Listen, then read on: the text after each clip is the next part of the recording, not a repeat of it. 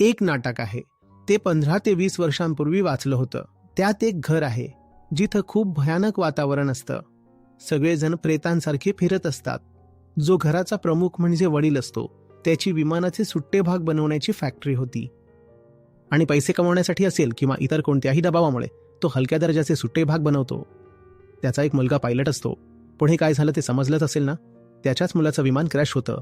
आता ही गोष्ट खूप लोकांना माहीत नाही, पण कदाचित पती पत्नीला माहीत आहे. आणि ते दोघेही जगू शकत नाहीत आणि कोणाला सांगूही शकत नाहीत. कृष्ण म्हणतात ना, कर्माची गती खूप गहन आहे. तुमचं कर्म कुठपर्यंत जाईल हे तुम्हाला माहीत नाही. म्हणूनच असं कर्म करण्यापासून स्वतःला वाचवा ज्याच्या मुळात लोभ, फसवणूक आणि भीती आहे. ते तर नाटक होतं. म्हणून त्यात नाटककारानं सरळ दाखवून दिलं की वडिलांनी बेईमानी केली आणि मुलाचा मृत्यू झाला. साधारणतः समीकरण इतकं सरळ आणि इतकं स्पष्ट नसतं.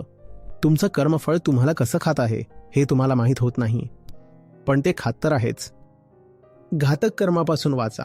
अशा कर्मापासून वाचा जिथं तुमच्या ऑफिसमध्ये किंवा तुमच्या व्यवसायात वातावरणच फसवणुकीचं असेल, वरवरचं असेल.